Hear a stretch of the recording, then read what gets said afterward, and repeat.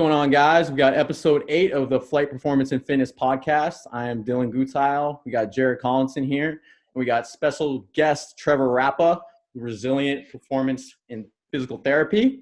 Trevor, what's going on, man?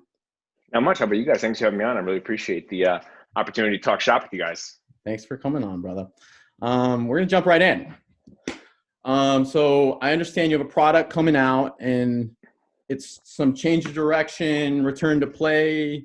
Yep. Yeah. So our next course that we're launching is called Return to Sport, Acceleration, and Agility. So it's kind of the methods that we use from a number of different mentors that we've had, and how do we apply them in a system to get an athlete back on the court safely or back in their sport safely after, whether it's a major injury or a surgery or even just an off season. I think there's this idea that athletes after an injury need to be treated special, and they definitely do for a certain period of time, but ultimately, like, the methods that got them into their sport and got them playing at a high level in the sport need to be implemented at the right time in the return to sport process. So how do we kind of take somebody from an acute injury, whether it's post-op or just an acute injury, an acute ankle sprain, a soft tissue injury, hamstring pull, whatever it is, and how do we get them to be comfortable and confident and safe to be able to get back on the court and play to the level that they need to be able to play at. So we go through a lot of different things from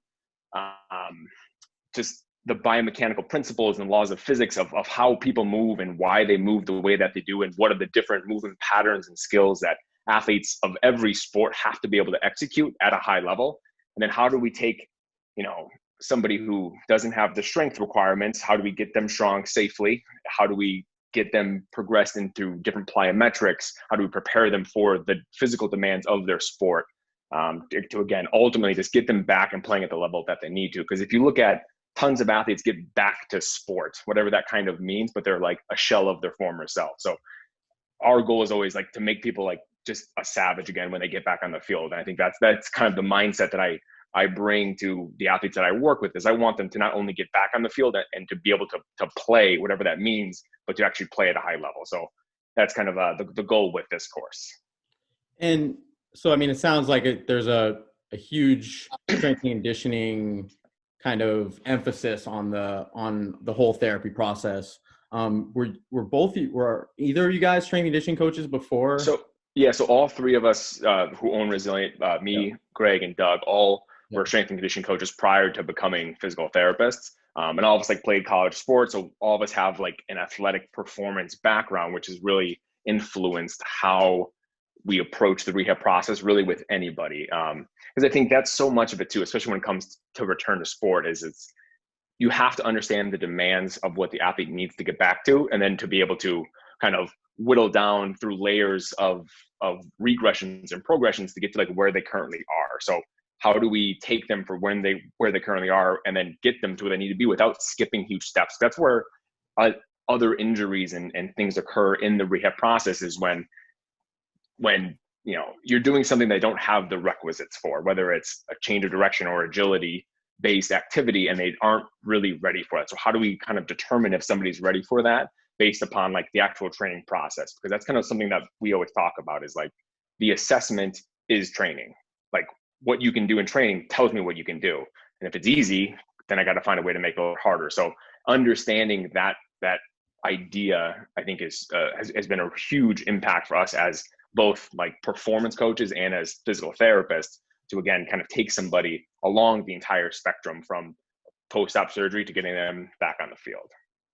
Yeah, that's awesome. I mean, I feel like we end up talking about this kind of all the time already on this podcast, but almost every single one. Yeah, it seems like the issue a lot of times tends to be, if a patient goes from, it's they're doing table exercises, and then right away we're jumping into a relatively intense plyometric or the kind of speed movement that, I mean, it's just not, we skip so many steps in between of, all these things, all these progressions that they need to be able to do with really good competency to be able to get to that level. And you just kind of see that gap a lot of times. Yeah. And I would say we see it ourselves. We'll have somebody who gets referred to the gym to start the performance training stuff, because maybe they didn't do the rehab with us, but the coaches at the gym trust us. So they'll send them to us for their first session for an eval. And it's what's, on their protocol from the surgeon. It's like, all right, now you're supposed to start change of direction and return to sport or sport specific training, however they kind of phrase it. And it's like, what's the hardest thing you've done? It's like, I did a 50-pound leg press. And it's like the hardest thing you've done in the 4 months since you, like, that's not a joke. It's like in the 4 months since your surgery, the hardest thing you've done is a 50-pound leg press. And now you are quote unquote ready because of a healing timeline that you can now start to do these, like, the most intense activities that we can do, in whether it's a rehab setting or in a performance strength and conditioning setting. It's like, that doesn't make sense. So they either will continue to, they'll go into that change of direction, agility stuff, the high level hard activities, and just not do well, possibly hurt themselves because they're just, it's no longer a safe activity because, again, they don't have the requisites to be able to do those things safely. So there's, again, like, that's where, like, the kind of the gap is in this kind of rehab performance training thing. And I think it's being able to communicate with other coaches, communicate with the doctors, just opening up how the communication flows between all the parties involved, including the athlete themselves, can help kind of seal up some of those gaps and fix, some of those gaps and create some of the bridges that people need to just be safe when they get back to sport. Because too many people get, cleared, and then all of a sudden they don't like their sport, possibly because they're just not good anymore, right? Like, you see that too. Yeah. Or they get hurt when they get back to sport because, again, they didn't go through an extensive of enough progression in the rehab and training process to be confident and be comfortable once they get back on the field. Yeah. 100%. That's awesome. And honestly, what you've been talking about is kind of segueing right into the first question that we really want to get into with it. And that's, what are some markers and I guess some checklist points that you kind of have maybe set up in your systems for implementing change of direction and progressing change of direction, and, really knowing where an athlete is, and kind of finding that from, I guess, maybe from your evaluation process, and then, what are some markers that you're kind of putting in place so that you know where to go with them?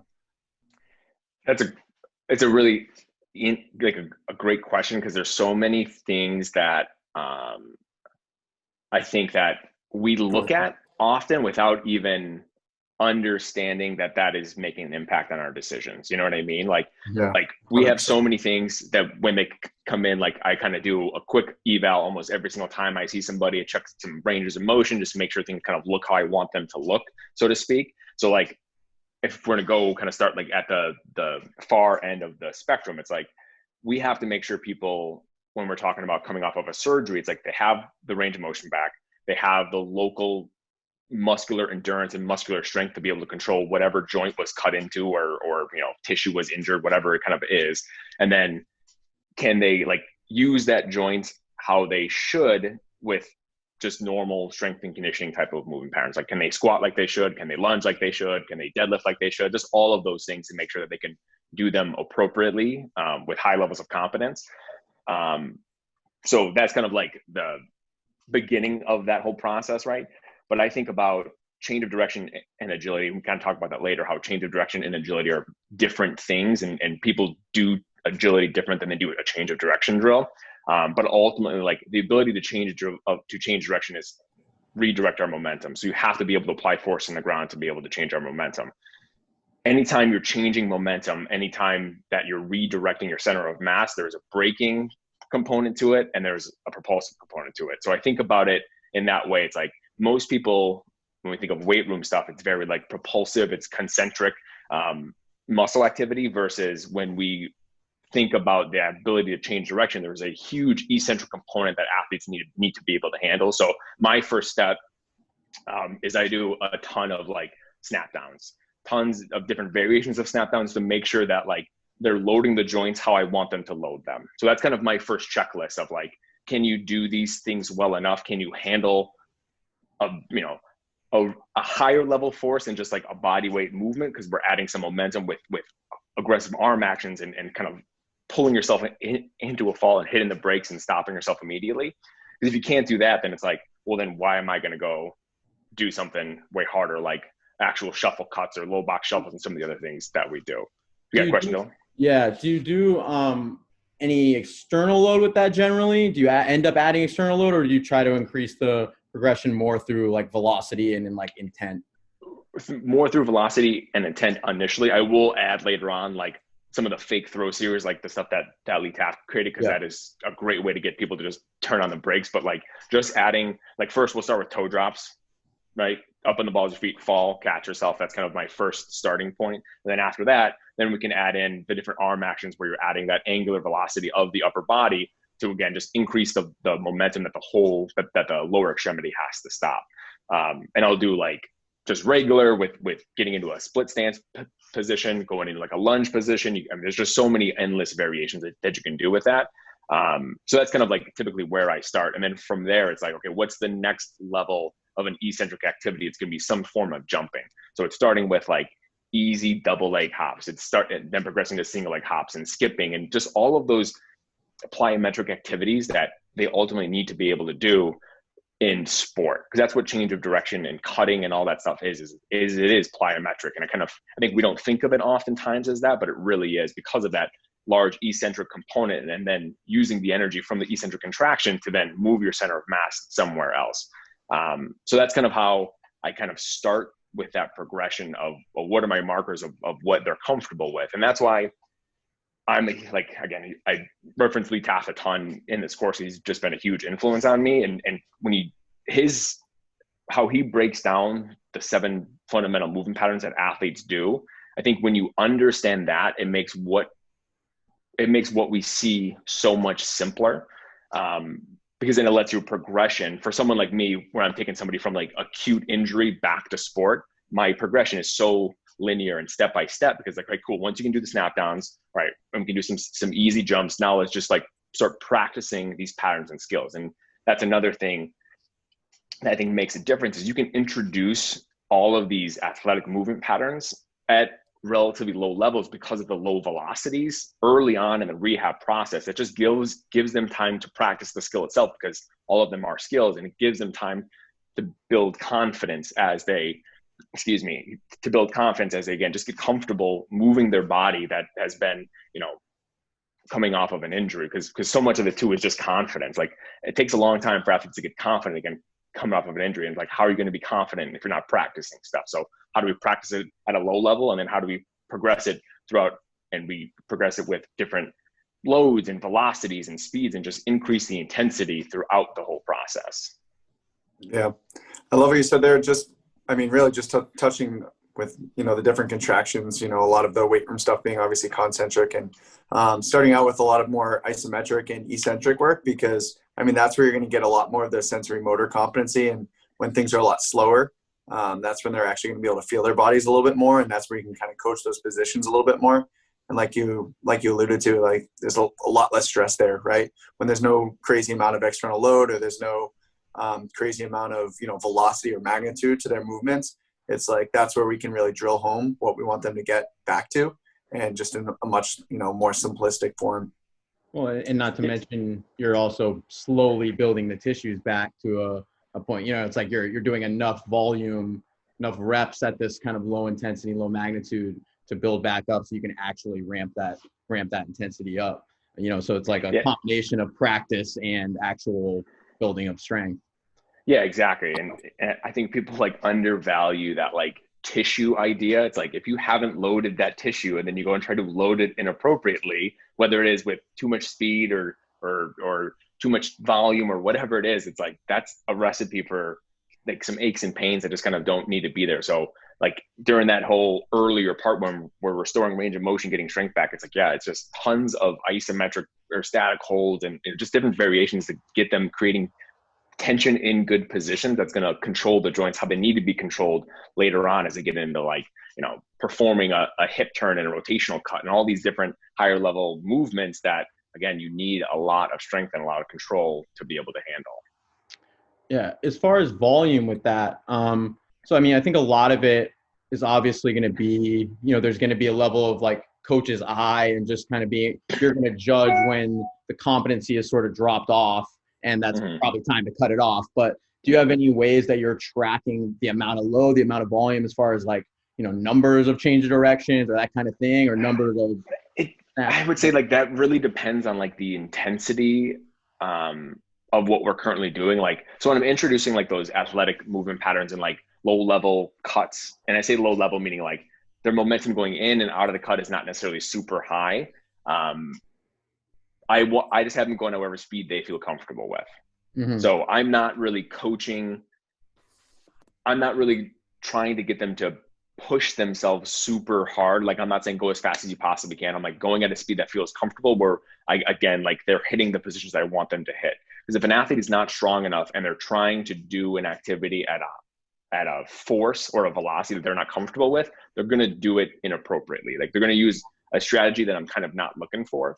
So that doesn't really answer the first part of the question, but it's like then later on, as they are performing like hard cuts and hard changes of direction, I would say it's not necessarily, I don't have like a specific number in my, so like I spend an hour with each one of my clients. So within that hour, in terms of like after a good warm up and whatever you want to, do with the first 15 minutes of it, it's like we probably have 15 minutes where we're doing some hard change of direction acceleration work, that's kind of my break in it. Cause I'm like, once I know that they're a little bit tired or once I can see there's a little bit of fatigue, I'm like, it's just not worth it. So I kind of keep that stuff short because I want really, really high intensity work so they can practice the skills and actually get better at performing those skills before any sort of fatigue really sets in. So I keep my volumes for that stuff relatively low. So I'll probably do, kind of just making this up, but it's like, I probably realistically do 4 to 5 different drills, with 1 to 2 to 3 cuts,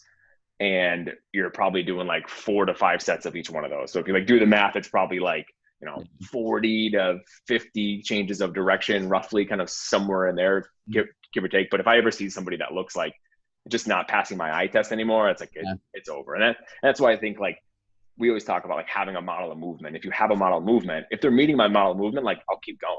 But if it starts to kind of not be something I'm happy with, or I just see something I don't like, then we're done. And there's no reason to introduce any risk in the equation when it's really unnecessary, especially when, again, I think about like the timeline of return to sport is so important. It's like, if I have 6 months or 8 months with somebody, today in month 3 doesn't really matter that much. Meaning like, why am I like one more rep today? If that sets us back, it's just not worth it. Versus if you have somebody who comes into you and like, they got to be ready to play in 7-8 days, you're probably going to have a little bit more risk because you have to make sure that they're actually prepared. So all that stuff kind of comes into consideration as well. I like what you said there. It's an interesting way to think about it, of almost not coaching intent in some ways with certain things. It's like not putting pressure on them to give more than they have from a competency standpoint, which is obviously makes a lot of sense from a rehab standpoint, but it's not something I really thought of in that way. And like I think if you were to take that idea into like more of the performance and like strength and conditioning setting, like that matters in terms of like when you're performing these drills with an off season or like within a week, like if you have a game Sunday, whatever, if you're talking about football, it's like, then what you're doing, you don't need super high level stuff on like Monday, Tuesday, but maybe I want to really prime the nervous system up on maybe Friday, Saturday, where I'm dude, I want this to be hard. We're only doing a couple of reps and I want that super, super high level and intensity with this drill. But that's why like you can see it too. Like, again, I always kind of have like my lens is like the injured athlete side of things. So when I think about this stuff, like I'm always picturing like my athletes who one leg's hurt and the other one's not hurt. If I have them do the same drill as comfortable as they at whatever speed they feel comfortable with to each side, like it may look different on one side versus the other because each leg is doing something different. So all those things kind of tell me like, all right, cool. Like you're not as strong on that limb as you need to be. You're not as comfortable as you need to be. You're not as confident as you need to be. Yeah. Makes a lot of sense. So our next question is more kind of in the strength exercise realm. So I think the pendulum has kind of swung a little bit in the strength conditioning industry, is almost away from some of the kind of like heavier compound exercises, which probably for the most part is a good thing in some ways, depending on the exercise. But in your model, do you look at more, because obviously when we're talking about return to play, the things that are actually involved in play are going to be more the change of direction, speed, agility portion of it. So do you look at your strength portion, the strength exercises, as things that we're just trying to kind of drive more tissue changes, force production, hypertrophy, or are you looking to put them in more kind of positions that they're going to be in their sport, and have it be almost more sport specific in that realm as far as what, the target of the positions. Yeah, I would say like the time. So Answer's probably both, maybe, but yeah, like early on, like again, with an athlete coming off of an injury, it's like if they don't have the strength requirements to be able to produce the force that they need to produce to move how they need to move, in my mind, I'm like, well, then it doesn't matter. Like you have to get somebody strong initially, like if they are actually weak. And I think that's that's like another topic you could kind of talk about, is it's like, I think way too many athletes are like, oh, you're weak, you need to get strong. And it's like, yeah, maybe they're like kind of weak overall, but it's not like this one part of their body is so weak that it's actually impacting how they move. Versus if you have an athlete coming off of an ACL injury and they got their patella tendon cut, it's like their anterior knee is so sensitive. They have atrophy in their quad. Like they're going to move differently. I don't care. Like you almost can't even make an argument about that, right? So it's like that athlete 100% needs to increase the force production capabilities of their quad. So then it's, what's the best way to get strong? It's like, it's lifting weights. Like there's not, it's like, it's kind of simple. So we do a ton of like weightlifting kind of stuff early on. But again, then just like any good program, it's like, as you get closer to the performance that they need, like you're not doing 1 RMs, you're not doing heavy, slow stuff. You're changing it up. So we really do follow like the good periodization with strength and conditioning programming all throughout the whole return to sport process, because strength is protective and strength is super important for every athlete. I don't necessarily like, in terms of like weight room stuff, meaning like free weights, things like that. Like I don't make up a ton of like crazy funky exercises that try to be sport specific, because then I think again, you're just introducing like in the weight room, like you're not moving anywhere. You know what I mean? Like you're not covering space in the weight room. You're staying still and you're moving up and down if you're squatting or deadlifting or whatever. You're laying on your back if you're benching, or you're pulling yourself up and down if you're doing pull-ups. Versus like change of direction, sport specific type stuff is all about like, how are you moving your center of mass, like vertically, horizontally, like just all in every direction possible. So that's when, like, if I see something more on that end of things, instead of like, putting a weight vest on them or trying to like increase the load of the activity, that's when we use bands to create or to load or unload certain positions in certain joints. And then I have gotten creative with like, some different like cable pull arounds and things like that to really emphasize like loading in certain positions. But again, like, to me, I'm like, I'm not getting somebody strong by doing that stuff. I'm getting them comfortable by doing that stuff. You know what I mean? Like I'm getting them comfortable in those positions to, again, produce force in those positions, but it's not like you're not going to get strong doing my low cable pull around that I call it with, say half a stack of a cable machine. It's like, you're going to get strong, like squatting or split squatting or doing step ups or doing something where you actually have like an appreciable load. Well, I mean, I think one thing, it's like, there's obviously like, big difference, like a back squat. And then we're talking about like a real sport specific movement, like a, change of direction. Right.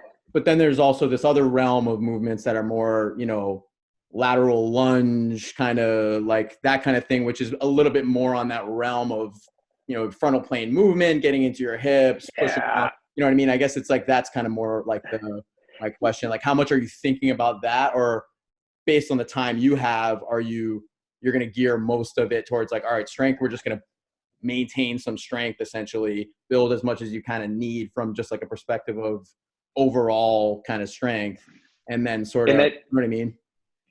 Yeah. And I would say like, we do what we can to build as much strength as we can, depending on like depending on the time that I have with my athlete. Cause like there are a number of athletes that I work with where like they have a strength coach. So I'm not doing this dual thing. Like they have a strength coach doing their strength work. I'm taking care of like the speed, agility, change of direction, plyometric end of things, which is cool. But then I do have other athletes where like they have a home gym, so I'll do their programming for them. And like, again, I think about like the lateral lunge example. It's like, should you be able to do a lateral lunge with like some load? Yes. Do I need you to like load the crap out of a lateral lunge? no, like that's not going to get you that strong. So again, like that to me is like, I have this like movement competency that I want to see people be able to execute all of these different just movement patterns in general. But again, in terms of like, if I need somebody to actually get strong, it's like, we're doing trap bar deadlift, we're doing, front squat, we're doing heavy goblet squat, we're doing double kettlebell front squat, we're doing just, reverse lunges, we're doing step ups, we're doing just the basics really, really well. Because I think, to a certain degree, it's like force is force. You just have to have the force production capabilities, but then it's through practice and through just other means that you learn how to like use that force effectively when it comes to like the change of direction type of work. Does it answer the question a little bit better? Yeah, definitely. No, it's like the lateral lunge can build context for the main show, which is the movement in that plane at a high velocity with a hard, hard eccentric.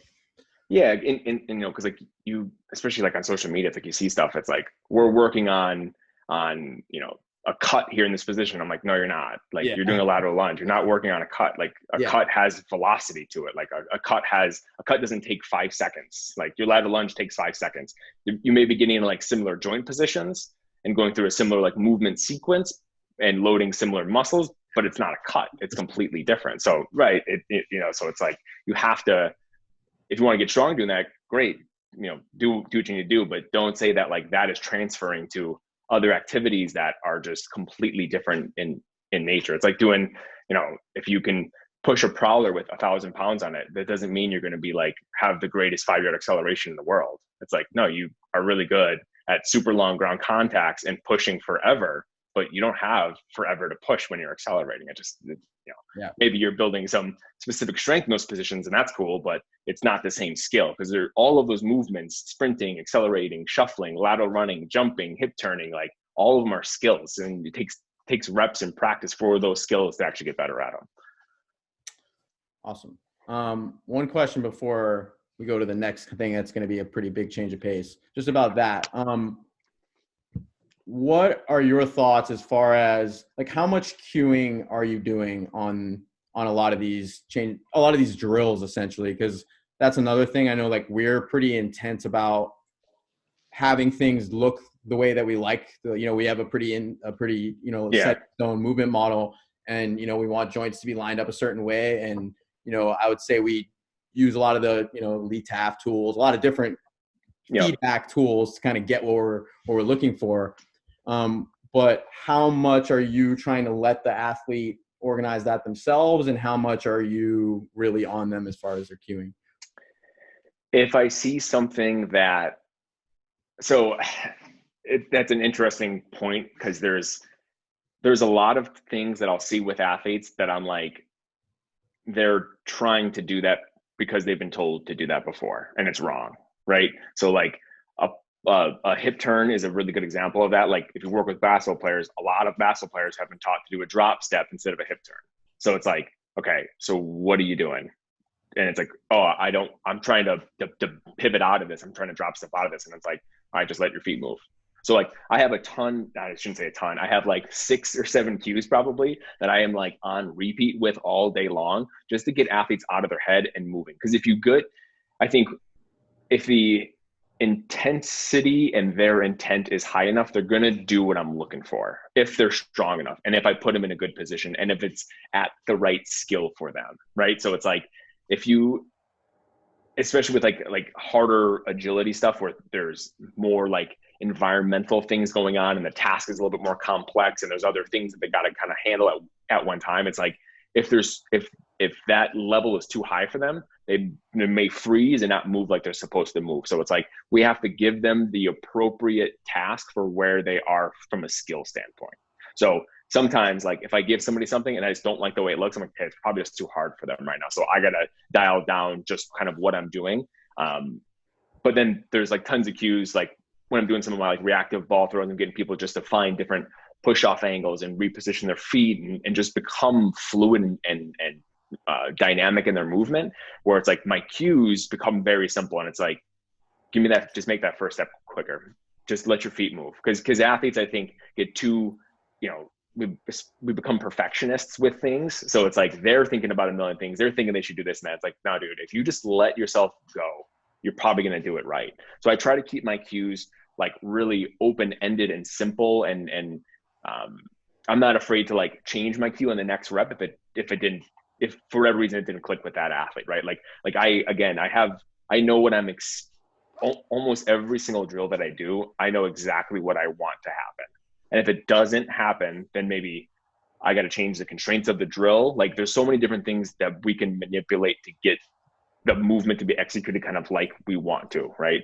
And I think a lot of it too, it's like athletes got to make mistakes. So you have to let them fail. Like fail safely is obviously a huge thing. Like you're not going to let somebody get hurt, but it's like, you got to let them make mistakes and giving them feedback on like, okay, did you feel what happened here? Okay, why do you think that happened? And it's like, I think I did this. I'm like, yeah, exactly. Like athletes intuitively kind of know these things. I think bringing them into the process of like their own learning is so huge, with just having discussions and just getting feedback from them. So yeah, like I want to keep things, I don't want to over cue, and I don't want to get, especially with like movement stuff that is, you've got you got arms and legs moving and things rotating and this arm going here and this leg pushing back there. It's like so many things are happening. And when people focus on like very specific things, like feel your toes or keep your chest up, and there's a bunch of cues that I just don't like, that I have a ton of athletes come in thinking they should be doing this because a sport coach or other physical therapist or somebody in their life, a parent, whoever, has told them something that I'm like, I don't want you doing that. Like, don't worry about that. Here's what I want you to do. Just move quick, be fast, let your feet move. So again, try to keep things as like simplistic as I possibly can, because I think, movement is so complex. And like, when we think that there's like one way for things to be done, it's like, no, I would say there's standards, right? There's the basic things that athletes do, but everybody has their own little variations with things. But again, it's still kind of like be meeting this model of movement that everybody should have. And I say that like in this course that's coming out, it's like, I have my model movement and that's pretty much what I talk about. You don't have to agree with me, but you got to have something, because there's no way that we can coach somebody if we don't have a model movement to correct to. It's like coaches know what they want to see a squat look like. Yeah. But so if a squat doesn't look like that, it's like, what do? You give them a cue, you raise their heels, use something, you perform some sort of intervention to get it to look like you want it to look like. So I think that's the lens that we got to take to dynamic athletic movement, is that same thing. It's like, you got to know what you're looking for to understand like the variations or the kind of faults that can occur. So then there's no other way that you can intervene if you don't have an idea of like what you should be looking for. To have that to allow you to make decisions about where to go. Exactly. Yeah, exactly. That's phenomenal. And I think one of the biggest things you hit on there was just exercise selection, that it's, really along us as practitioners and strength coaches to, kind of get our ego aside a little bit and say, hey, I actually chose the wrong exercise. Maybe they're not necessarily ready for that. Let's pivot and go this way. Or, hey, let's add some constraints to this to, actually get them to perform what it is that we want them to perform. I was actually going through with one of our interns actually earlier today,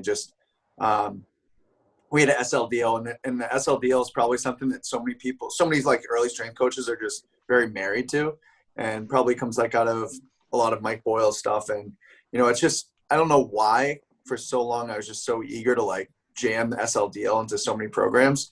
And then I'm like, no one can SLDL well. No one can like unilaterally load this leg and keep their hips from like moving all over the place in space. I'm like, ever since we like started to use the intervention of kickstand RDLs, I really don't even program them anymore. And I'm watching someone do a pretty bad SLDL. I go over, I give them a couple cues. I try to cue him and put his hips in the right place. And then my intern comes over and she's like, like the cues didn't really work. I was like, yeah, like this is a perfect example of like, that was just a bad exercise. He shouldn't be doing that. Yeah, absolutely. And like, that's okay. Yeah. Just not ready. Like, that's all right. It doesn't really matter. Yeah, like I tell my athletes all the time, if I try something, I was like, oh, that was bad. Like, that was a bad cue. Like I made you do the wrong thing because I said something that just didn't make sense for you. Or it's like, yeah, I gave you something that was just kind of inappropriate right now. It's like, we want to, I think it was one of the coaches from IFAS. I don't remember if it was, I think it was Jay Chung said it. It was like, it's like, you should give athletes exercises that they're going to be successful with. That doesn't mean like it's not challenging or it's not difficult, but they have to be successful with it. And I definitely think that's the case with like change of direction and agility type, speed work things in general. It's like, you got to give them something that's going to make them like, oh yeah, I did that really well. Because if you just feel like you suck at stuff all the time, it's not fun. Like, it's like asking me to shoot a 3-pointer. It's like, I'm terrible. Like if you have me shoot only 3-pointers, I'm going to miss 99% of them. But it's like, great, let me start with layups first, and then teach me how to do a jumper, and then give me a free throw. And, it's like, there's just lots of ways we can progress things. And the thing about also too, go ahead, Dell.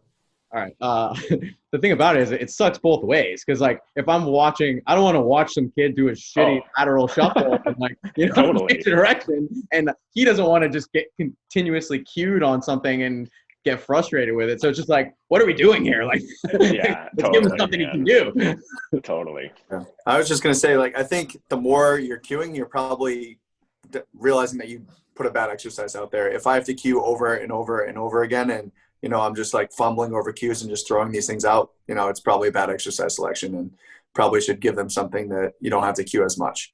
Obviously, you need to be able to give them cues and get them better at those things. But if I'm, hey, get your hips over here, get your shoulders over here, push off the ground this way, use your arms, use this. It's like, dude, I gave you way too much and you're just paralyzed right now. Yeah, absolutely. And like you see that like on the athlete's face when that kind of stuff happens. So it's like, all right, let's I'm gonna backpedal out of this one and we're gonna adjust it. Dona, you ready to move on from there?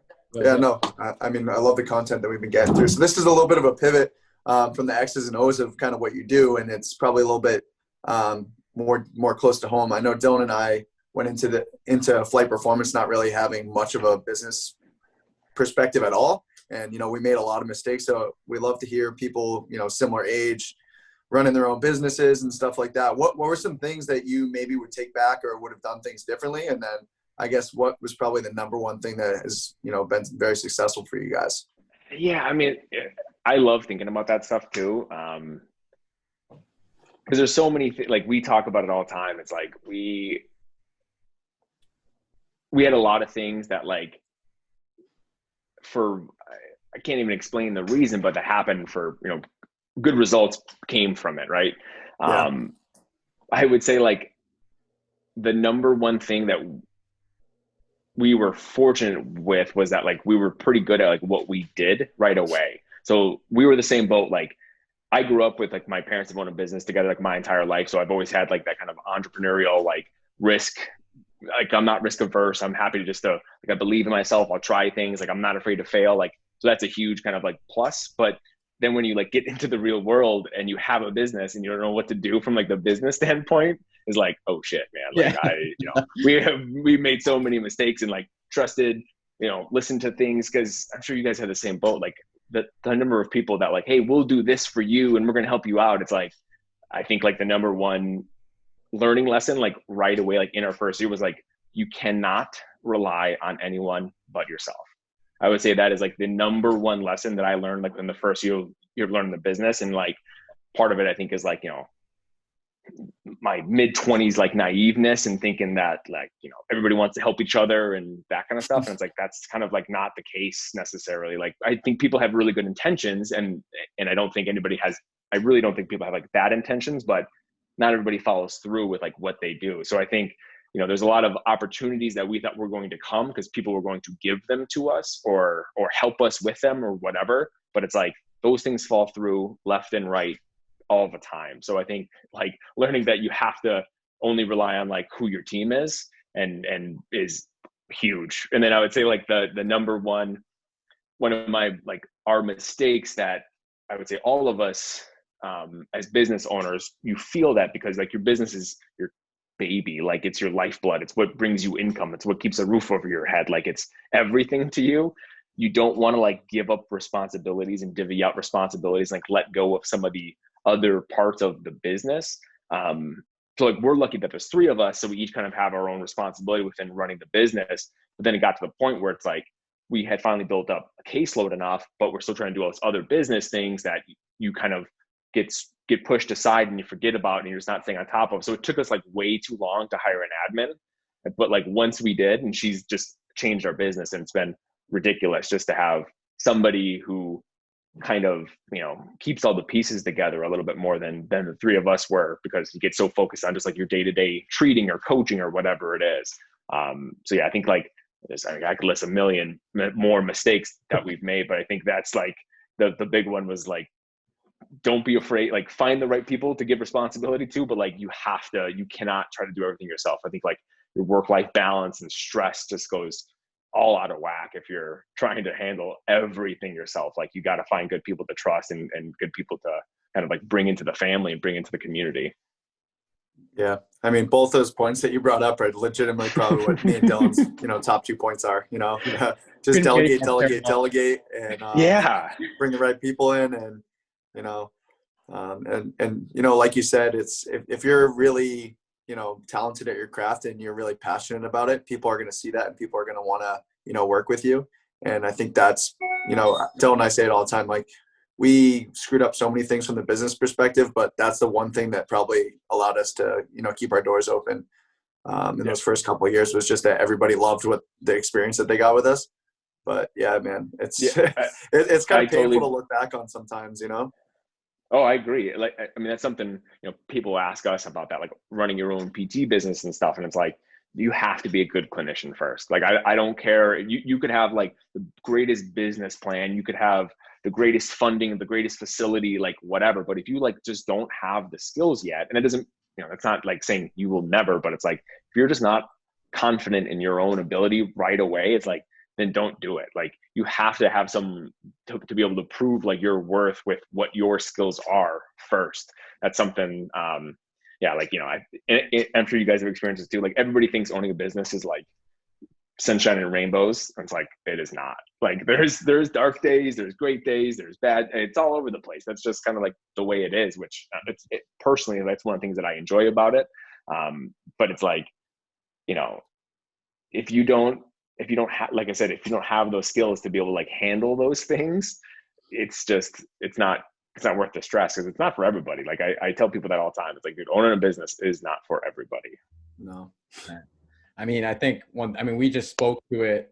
I mean, what you said is just so true, because I mean, we just spoke to it off recording, that it's, what is allowing both our businesses to survive it right now through all, so many gyms closing down throughout COVID. And what's, allowing us to survive is the attention to detail to what we actually do.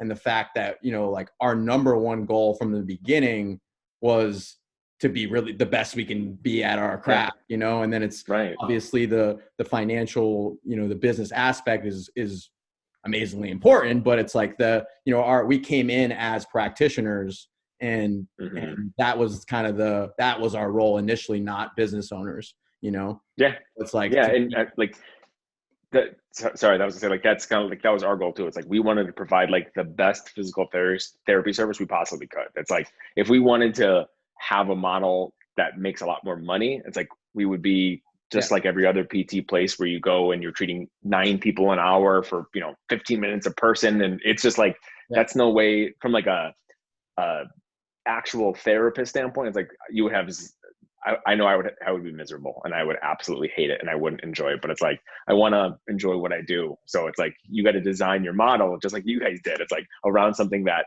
you got to make money. Like, this is the real world. Like, money is important and we all have to make a living, but how can we balance that need for like personal satisfaction and value that like my day-to-day life has, and provide the life that I want to live? It's like, how do we kind of balance those two things? And that's a hard reality. It really is. 100%, man. I couldn't believe how parallel those stories are. Well, that was awesome, man. All the content. So what's going on? When is the product being released? What are the details with that?